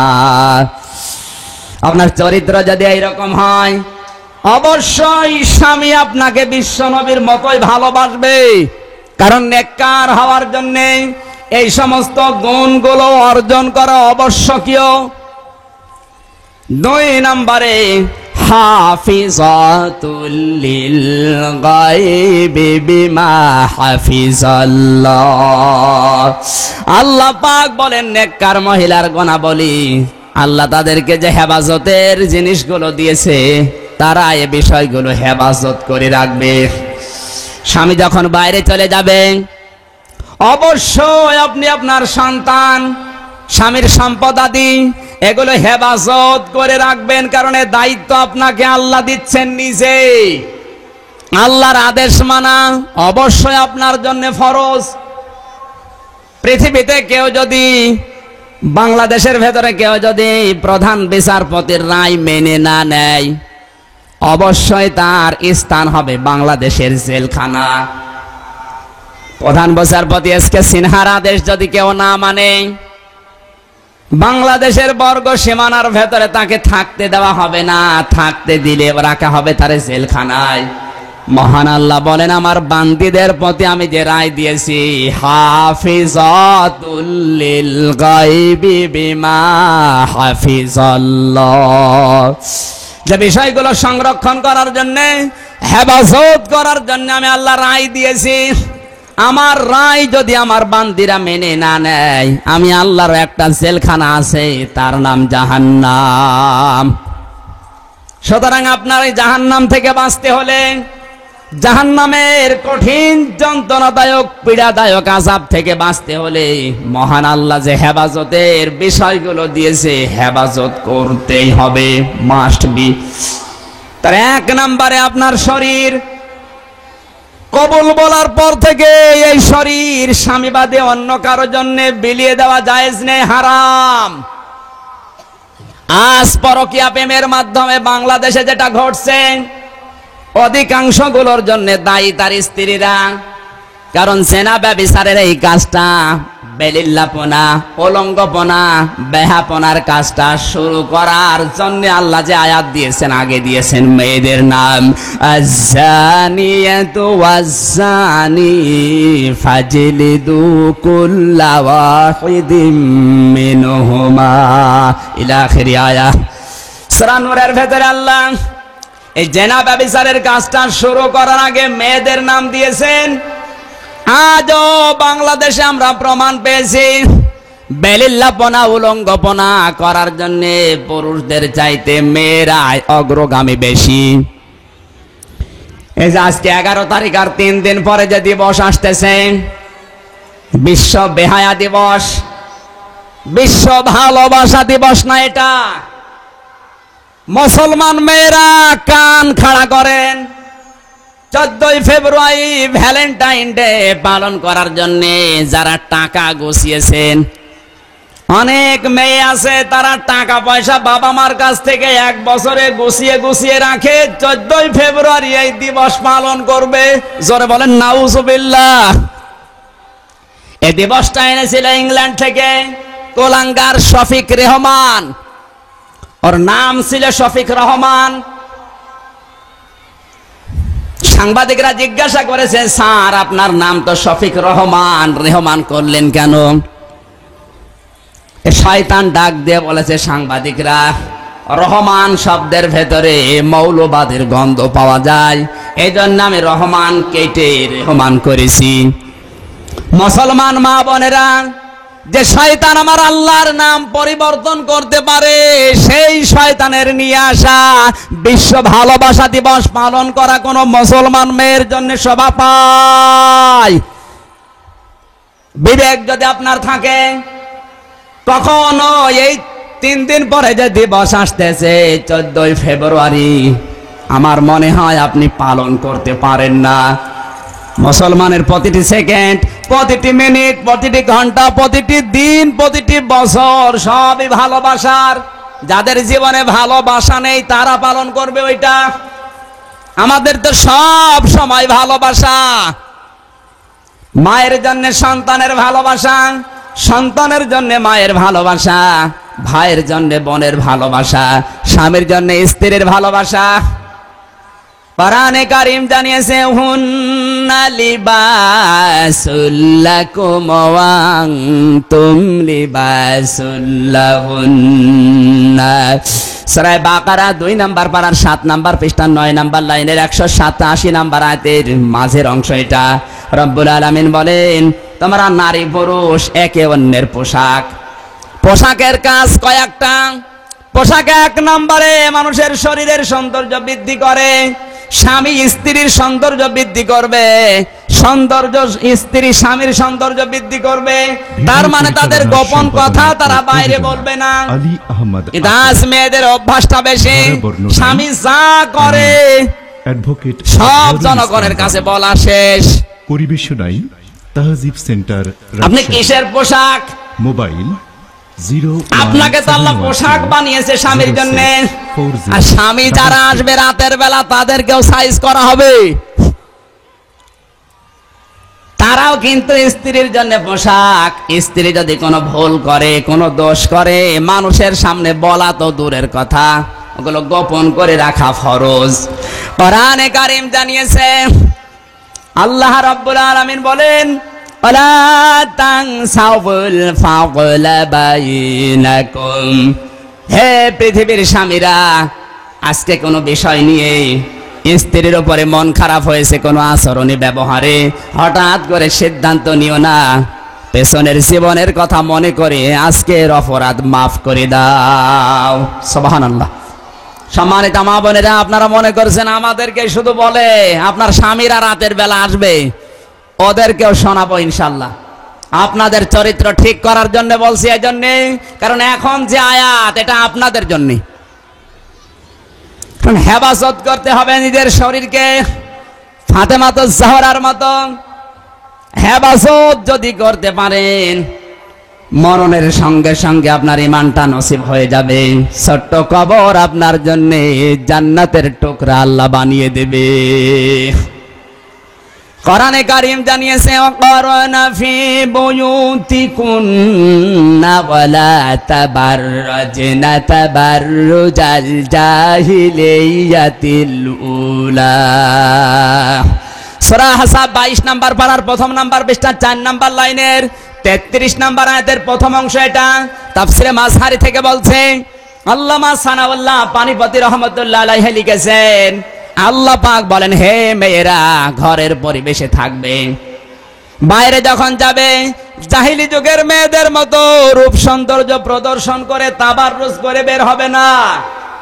ঘরের পরিবেশে থাকবে মানে ঘরে যেমন জ্বালানা আছে, দরজা আছে, ভেন্টিলেটর আছে, বাইরে যখন যাবে আপনাকেও ঠিক এই কায়দায় বের হতে হবে। তাবাররুজ শব্দের 3টা অর্থ মুফাসসিরিন ইকরাম লিখেছেন। তাফসিরে মাজহারি সানাউল্লাহ পানিপতি রহমাতুল্লাহ আলাইহি লিখেছেন 3টা অর্থ তাবাররুজের। 1 নম্বরে মেয়েরা যখন রাস্তাঘাটে আসে তখন ওদের সাজগোজ বেড়ে যায়।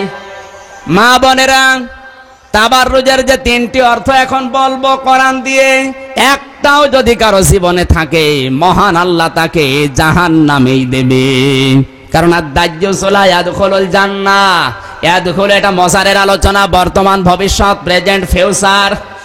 নবীজি জানিয়েছেন দাজ্জুজকে আল্লাহ জান্নাতে দিচ্ছে না, ভবিষ্যতেও দেবে না। সুতরাং দাজ্জুজ হওয়ার জন্য এখানে যে 3টা গুণ এখন বলা হবে নিজেদের সাথে মিলাবেন। একটাও যদি কারো ভেতরে থাকে জান্নাত পাওয়া দূরের কথা, জান্নাতের ঘ্রাণ পর্যন্ত পাওয়া যাবে না। 1 নম্বরে আপনি সাজগোজ করবেন আপনার স্বামীর জন্য, শুধু নির্ধারিত স্বামী বাদে অন্য কাউকে সাজগোজ করে দেখানো জায়েজ নেই, হারাম, হারাম এবং হারাম। 2 নম্বরে মেয়েরা যখন রাস্তাঘাটে আসে ওদের পোশাক আশাক হয়ে যায় ছোটখাটো। আজ মেয়েদের যে পোশাকগুলো বের হচ্ছে, এই মার্জিত পোশাক না পরার কারণে আজ মেয়েরা লাঞ্ছিতা, অপমানিতা এবং ইফটিজিং এর শিকার হয়। দুঃখের কথা বলবো কি, কয়েকদিন আগে নওগাঁ শহরে, মনে হয় নওগাঁ শহর নাকি চাঁপাইনবাবগঞ্জে যেন, মাহফিলের জন্য গেলাম, দেখে আওয়াজ হচ্ছে। বললাম এখানে কি এত লোকজন? বলে হুজুর এক মহিলার ব্লাউজের হাতা নেই। ড্রাইভারকে বললাম ভাই বাকি অবস্থা কি দেখেন। ড্রাইভার বলে হুজুর ওই হাতাও নেই। মনে মনে করলাম গরিব মানুষের মেয়ে হবে, দোয়া করি আল্লাহ তুমি বরকত দাও। ড্রাইভার আমারে বলে হুজুর দোয়া তুলে নেন, এ জিনিস সে জিনিস না, এসে ডানা কাটা পৌরি। আপনার ডানায় কোনো কাপড় থাকে না, বুকে কোনো ওড়না থাকে না, পিঠে কোনো কাপড় থাকে না, শরীরে আপত্তিকর জায়গাগুলো সব উন্মুক্ত, উন্মোচিত। কোরআনে হাকিম জানিয়েছে প্রত্যেকটি বয়সপ্রাপ্তা মহিলাদের এমন একটা চাদর পরা উচিত যে চাদরটা পরলে তাদের মাথাটা, গলাটা, বুকটা সবগুলো ঢেকে যায়। এখন সে চাদর আর নেই, এখন হয়ে গেছে মাফলাট। সিনেমার নায়িকাদের দেখে দেখে এখন ওড়নাগুলো আর ওড়না থাকে না, চিকন করে রেখে দিয়েছে ফ্যাশন। বুকের উপরে লিখে দিয়েছে এক বুক জ্বালা। নাউজুবিল্লাহি মিন যালিক। আপনার এই অধ্যত্বপূর্ণ পোশাক দেখে একটা যুবক মানুষ যদি তাকায়, চোখ টিপ দেয়, তখন ইফটিজিং হয়। ইফটিজিং এর জন্য দায়ী পুরুষ না, এটা দায়ী মেয়েরা। আপনি 4 পিস দিয়ে পোশাক বানান, কেউ তাকাবে না। 4 পিস আগে ছিল সন্তান, তারপরে এসেছিল 3 পিস, এরপরে 2 পিস, এরপরে এখন বিশ্ববিদ্যালয় দেখি মেয়েরা আসে 1 পিস পরে। আমার যতটুকু ধারণা বাংলাদেশ যেই কায়দায় ডিজিটাল হচ্ছে, কিছুদিন পরে পাওয়া যাবে নেই পিস। সম্মানিত মা বোনেরা, পোশাক আশাক মার্জিত করা দরকার। ভারতের এই চ্যানেলগুলো দেখে যদি কেউ পোশাক তৈরি করেন পাকি জামা, কিয়ামতের দিন এই পাকির সাথে জাহান্নামে থাকা লাগবে। গত বছরের রিপোর্ট, পাকি জামা বানিয়ে দেয়নি, এই জন্য 3টা মহিলা পায়খানার হারপিক খেয়ে মারা গেছে। জোরে বলেন আউযুবিল্লাহি মিন যালিক। পাকির প্রতি এত মহব্বত তোমার। আল মারু মা মান আহাব্বা, নবী বলেন যে যাকে ভালোবাসে কিয়ামতে তার সাথে তার হাসর হবে। পাকি জামার প্রতি যাদের মহব্বত ভালোবাসা, কিয়ামতে ওই পাকি হিন্দুর মেয়ে ওর সাথে আপনার হাসর হবে। এজন্য পোশাক আশাক গুলো ঢিলা ঢালা বানাবেন। আপনাকে দেখলে রাস্তাঘাটে যারা মানুষ খালা আম্মা বলে সম্মান দেয়, যদি বলে আপা আপনার খবর আছে। 3 নম্বরে তাবাররুজের অর্থ, মেয়েরা যখন রাস্তাঘাটে আসে ওরা মাজা হেলে দুলে চলে। আজ বাংলাদেশের প্রতিটি জেলায় একই অবস্থা, এমন পোশাক পরেছে, পোশাকের কারণেই মাজা হেলাদোলা করে বেশি। তাবাররুজের যে 3টা অর্থ বললাম কোরআন দিয়ে, সূরা আহজাবের 33 নম্বর আয়াতের প্রথম অংশে একটাও যদি কোনো মেয়ের ভেতরে পাওয়া যায়, কিয়ামতের দিন দাজ্জুস বলে তাকে আল্লাহর নবী বলেন জাহান্নামে আল্লাহ দিয়ে দেবে। এজন্য হেফাজতের দায়িত্ব নেককার মহিলাদের, তাদের শরীর আগে। 2 নম্বরে সন্তানগুলোকে, স্বামী তো থাকে 24 ঘন্টার 16 ঘন্টা বাইরে, সন্তানটা আপনার কাছে আছে। এটা ইসলামের রাস্তায় কিভাবে তৈরি করা যায়, ইসলামের রাস্তায় কিভাবে কোরবানি দেওয়া যায়, ঠিক এইভাবে করে তৈরি করবেন। আপনার চরিত্র হতে হবে হযরতে খানসার মতো। হযরতে খানসা রাদিয়াল্লাহু তাআলা আনহা ফজরের নামাজ আদায় করে 4 সন্তানকে যুদ্ধের পোশাক পরিয়ে দোয়া করছেন, আল্লাহ আমার এই 4টা সন্তানকে আমি জিহাদের ময়দানে পাঠালাম, একটাও যেন ফিরে না আসে। কিয়ামতের ময়দানে আমি 4 শহীদের মা হয়ে উঠতে চাই। আজ বাংলার ঘরে ঘরে মেয়েদের চরিত্র যদি হযরতে খানসার মতো হয়, এদের আকাঙ্ক্ষা তামান্না যদি খানসার মতো হয়, যতগুলো সন্তান আল্লাহ দেবে দিনের জন্য কোরবানি দেব, বাংলাদেশে দিন কায়েম হতে 16 ঘন্টাও সময় লাগবে না। সম্মানিত মা বোনেরা, সন্তান হেফাজতের দায়িত্ব আপনাদেরই, কারণ বাবা তো থাকে বাইরে। 3 নম্বরে সন্তানের চরিত্র সংশোধন করা, সে কোথায় যায়, কার সাথে মেশে, এটা কিন্তু আপনি দেখে রাখবেন। বাবা আসলে শুধু জানিয়ে দেবেন। নেককার মহিলা যদি কেউ হতে চায়, অবশ্যই তাকে স্বামীর সম্পদ আদির হেফাজত করা লাগবে। স্বামীর অনুমতি ছাড়া দান করাও জায়েজ নেই। সম্মানিত মা বোনেরা, আল্লাহ রাব্বুল আলামিন নেককার মেয়েদের কিছু গুণ এখানে দিলেন। যতগুলো হেফাজতের বিষয় আল্লাহ দিয়েছেন, অবশ্যই হেফাজত করে রাখবেন।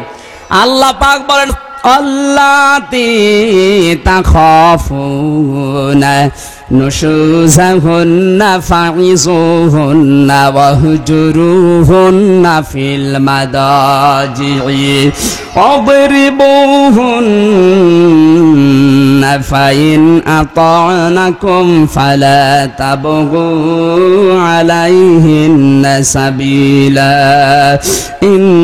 ইন্নাল্লাহা কানা আলিয়ান কাবীরা। এখানে স্ত্রী যদি অবাধ্য হয়, তাদেরকে সংশোধন করার জন্য, পথে নিয়ে আসার জন্য আল্লাহ কয়েকটা কর্মসূচি দিয়েছেন। রাতের বেলায় এই কর্মসূচিগুলো আপনাদের স্বামীদেরকে আমি শোনাবো ইনশাআল্লাহ। পৃথিবীতে নেককার যদি কেউ হতে পারে, আদ-দুনিয়া কুল্লুহা মাতাউন ওয়া খায়রু মাতাইদ দুনিয়া ইমরাতুস সালিহা। আল্লাহর নবী বলেন, পৃথিবীর গোটাটাই সম্পদ, তাম পৃথিবীর সবচাইতে উত্তম সম্পদ হচ্ছে আল্লাহওয়ালা মেয়ে মানুষ। সুতরাং মা বোন যারা এসেছেন, আল্লাহওয়ালা হওয়ার জন্য আল্লাহর নবীর যে কর্মসূচি, 5 ওয়াক্ত নামাজ অবশ্যই আদায় করবেন। রমজানের রোজা যেগুলো আদায় করতে পারেন করবেন, যেগুলো পারেন না কাজা পরে আদায় করে দেবেন। 3 নম্বরে স্বামী যাদের আছে, বারবার বলছি, স্বামী যদি আপনার উপরে জায়েজ কোনো কথা বলে আর যদি মানতে গিয়ে আপনি জীবনও চলে যায়, শহীদের মর্যাদা পাবেন। স্বামী যদি বলে এই পাহাড়ের পাথরগুলো ওই পাহাড়ে নিয়ে যাও, ওই পাহাড়ের পাথরগুলো আবার ওই পাহাড়ে নিয়ে যাও, বিনা কারণে বলেছে, তাও আপনাকে মানতে হবে, কারণ তার মর্যাদা সম্মান আপনার চাইতে আল্লাহ 1 ধাপ বাড়িয়ে দিয়েছেন। কিন্তু স্বামীর কোনো অবাধ্য কথা, আল্লাহ বিরোধী, সমাজ বিরোধী, রাসূল বিরোধী কোনো কথা মানা যাবে না, সে স্বামী হোক আর বাবা হোক। এইটা খেয়াল করা দরকার। যা হুকুম করবে তাই মেনে নেবেন তা না, শরীয়তের দৃষ্টিতে যেটা জায়েজ ওইটা মানবেন, যেটা জায়েজ নেই স্বামী না ও বাবা বললেও মানা যাবে না। যেন নেককার হওয়ার জন্য সময় এসেছে এখন। পাবনা দারুল আমান ট্রাস্টের মহিলা প্রোগ্রামে আজকে যে আলোচনা করেছি, নেককার নারী কে আল্লাহর ভাষায় আল্লাহ রাব্বুল আলামিন আমাদের স্বামীর আনুগত্য করার, আমাদেরকে হেফাজতের যে দায়িত্বগুলো দিয়েছেন সব বিষয়গুলো হেফাজত করার, সংরক্ষণ করার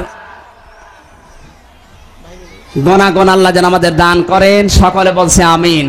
কিয়ামতের ময়দানে আল্লাহ রাব্বুল আলামিন জান্নাতের 8টা দরজায় আমাদের জন্য উন্মুক্ত করে রাখবেন। নবীজি বলেন, যে দরজা দিয়ে প্রবেশ করবে ওই মহিলা কেউ তাকে নিষেধ করবে না। আল্লাহ আমাদেরকে ফাতেমার মতো, আয়েশার মতো, খাদিজাতুল কুবরার মতো, হযরতে খানসার মতো চরিত্র অর্জন করে ফাতেমাতুজ জাহরার সাথে জান্নাতে যাওয়ার তৌফিক দিন, আমিন। বারাকাল্লাহু লানা ওয়া লাকুম ফিল কোরআনিল আযীম। সম্মানিত মা বোনেরা, অনেকগুলো প্রশ্ন ছিল, সময় না থাকার কারণে আমি বলতে পারলাম না। সবাই বসেন, মোনাজাত হবে, এরপরে সবাই মোনাজাত করে বাড়ি যাবেন। এখন আমাদের সামনে মোনাজাত পরিচালনা করে কিছু কথা বলবেন মাহফিলের সম্মানিত সভাপতি জনাব মাওলানা জহুরুল ইসলাম খান। হুজুরকে মোনাজাত করার জন্য আহ্বান জানাচ্ছি। আসসালামু আলাইকুম ওয়া রাহমাতুল্লাহি ওয়া বারাকাতুহু। সম্মানিত মা বোনেরা, জান্নাতে যাওয়ার জন্য যে 4টি কাজ, তার অন্যতম নামাজ। অধিকাংশ মেয়েদের নামাজ হয় না, আমি যতটুকু দেখেছি অধিকাংশ মেয়েদের নামাজ হয় না। এই 2 বছর অনেক কষ্ট করে 112 পৃষ্ঠার একটা বই আমি লিখেছি নামাজের বিষয়ে। যত নামাজ আছে, নামাজে যত দোয়া কালাম আছে, ফরজ নামাজের পরে কি পড়তে হয়, এমনকি যত নামাজ দুনিয়াতে আছে সব নামাজ দিয়ে 112 পৃষ্ঠার একটা বই এই আমার পেছনে গাড়িতে আছে। আমার প্রিন্টিং খরচটা দিয়ে আপনারা ওখান থেকে নিয়ে যাবেন। যখন ভালো লাগবে না বইটা খুলে একটু দেখবেন, নামাজের বিষয়গুলো মনে পড়বে। তো এখনই মোনাজাত হবে। আল্লাহুম্মা আমিন। রব্বানা যালামনা আনফুসানা ওয়া ইল্লাম তাগফির লানা ওয়া তারহামনা লানাকুনান্না মিনাল খাসিরিন। রব্বানা আতিনা ফিদ দুনিয়া হাসানাতাও ওয়া ফিল আখিরাতি হাসানাতাও ওয়া কিনা আযাবান নার। রব্বিরহামহুমা কামা রাব্বায়ানি সাগীরা। ربنا لا تزغ قلوبنا بعد إذ هديتنا وهب لنا من لدنك رحمة إنك أنت الوهاب. ربنا فاغفر لنا ذنوبنا وكفر عنا سيئاتنا وتوفنا مع الأبرار. ইয়া রাব্বাল আলামিন, আপনার কুদরতি নজর দিয়ে তাকিয়ে দেখেন দারুল আমান তাস ময়দানে আপনার বান্দিরা নিজেদের জীবনের গুনাহ মাথায় করে কবরের আযাবের ভয়ে, জাহান্নামের ভয়ে ভীত হয়ে আল্লাহ সকলেই কোরআন শরীফ শোনার জন্য এসেছিলেন। আল্লাহ যে নিয়তে এসেছিলেন, দয়া করে মেহেরবানি করে তাদের নেক মাকসুদ আপনি পূর্ণ করে দেন। ইয়া রাব্বাল আলামিন, আল্লাহ গুনার বোঝা মাথায় করে আপনার শাহী দরবারে হাত তুলেছি, দয়া করে মেহেরবানি করে আল্লাহ গো আমাদের तमाम জীবনের গুনাহগুলি মাফ করে দেন। ইয়া রাব্বাল আলামিন, আমাদের কারো বাবা নাই, কারো জনম দুঃখিনী মা নাই, কারো ভাই নাই, কারো বোন নাই, কলিজার টুকরো সন্তান সন্ততি নাই, দয়া করে মেহেরবানি করে আপনি তাদেরকে মাফ করে দেন। तमाम পৃথিবীর মাটির নিচে যত মুমিন মুমিনাত মুসলমান মুসলিমাত আছেন, দয়া করে মেহেরবানি করে আপনি তাদেরকে মাফ করে দেন। ইয়া রাব্বাল আলামিন, ফিলিস্তিন থেকে শুরু করে ইথিওপিয়া পর্যন্ত, আল্লাহ বাংলাদেশ থেকে শুরু করে ফিলিপাইন পর্যন্ত সারা দুনিয়ার মুসলমানের আজকে নির্যাতিত, আল্লাহ মানবেতর জীবন যাপন করছে। আল্লাহ যারা কোরআন শরীফের কথা বলছে, যারা নবীর কথা বলছে, আল্লাহর কথা বলছেন, তারা নির্যাতিত হচ্ছেন। ইয়া রাব্বাল আলামিন, আলেম ওলামা থেকে শুরু করে যারা দ্বীনের পথে কাজ করে, ইসলামের পথে কাজ করে, সকলকে আপনি দয়া করে হেফাজত করুন আল্লাহ। ইয়া রাব,